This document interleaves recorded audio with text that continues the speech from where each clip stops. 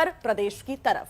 चुनाव नजदीक है यहां तो वोट कटने का डर भी क्या गुल नहीं दिखाता, कुछ ऐसा ही यूपी में दिख रहा है। ऐसे में यहां पहले कृषि कानून वापस हुए और अब निषाद वोट बैंक खिसकने के डर से उत्तर प्रदेश सरकार ने चिट्ठी लिखी है।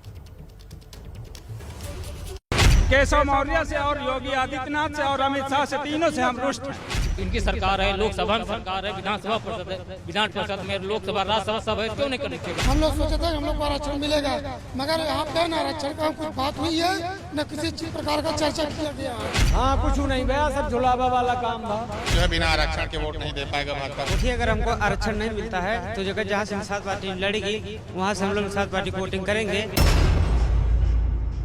चुनावी बेला में यूपी में निषाद समुदाय की नाराजगी भारी पड़ सकती है, इसलिए निषाद समुदाय को मनाने की कोशिशें शुरू हो गई हैं। ये वो चिट्ठी है जिसके सहारे बीजेपी निषाद समुदाय की नाराजगी खत्म करना चाहती है। निषाद पार्टी की मांग पर यूपी सरकार ने केंद्र सरकार को चिट्ठी लिखी है। दावा है कि मंझवार जाति के लोग मांझी, केवट, मल्लाह, निषाद जैसे उपनाम इस्तेमाल करते हैं। इसी आधार पर उन्हें अनुसूचित जाति नहीं माना जाता, जिससे उन्हें आरक्षण का लाभ नहीं मिलता। अब चिट्ठी के जरिए मंझवार जाति को उनके उपनाम के साथ अनुसूचित जाति में शामिल करने की अपील यूपी सरकार ने की है।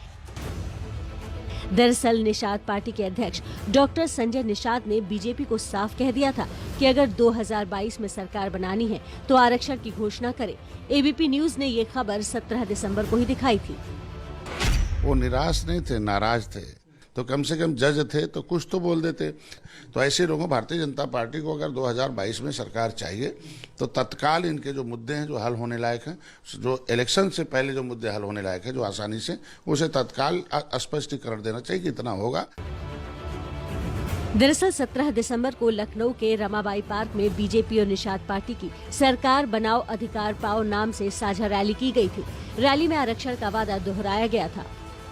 निषाद समाज के सारे बाकी के एजेंडा को भारतीय जनता पार्टी पूरा करने का काम करेगी मित्रों, पूरा करने का काम करेगी। ऐलान की जगह सिर्फ वादे सुनने से रैली से निकले निषाद समुदाय के लोगों का पारा चढ़ गया। वो खुलेआम बीजेपी के खिलाफ बोलने लगे।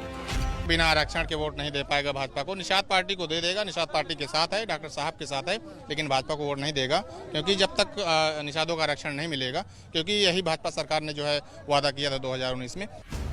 अब जरा इस पर नजर डालते हैं कि यूपी की चुनावी राजनीति में निषाद समाज का असर कैसा है। यूपी की कुल आबादी में करीब 4% निषाद, केवट, मल्लाह हैं। यूपी की करीब 50 सीटों पर निषाद वोटर निर्णायक माने जाते हैं। 2022 विधानसभा चुनाव के लिए निषाद पार्टी का बीजेपी से गठबंधन है। इसी नाराजगी का फायदा उठाने में समाजवादी पार्टी जुटी थी।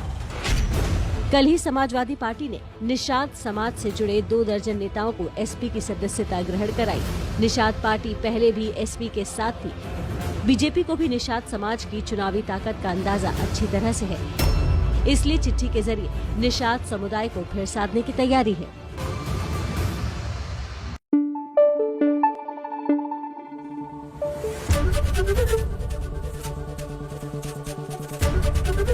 एबीपी न्यूज आपको रखे आगे।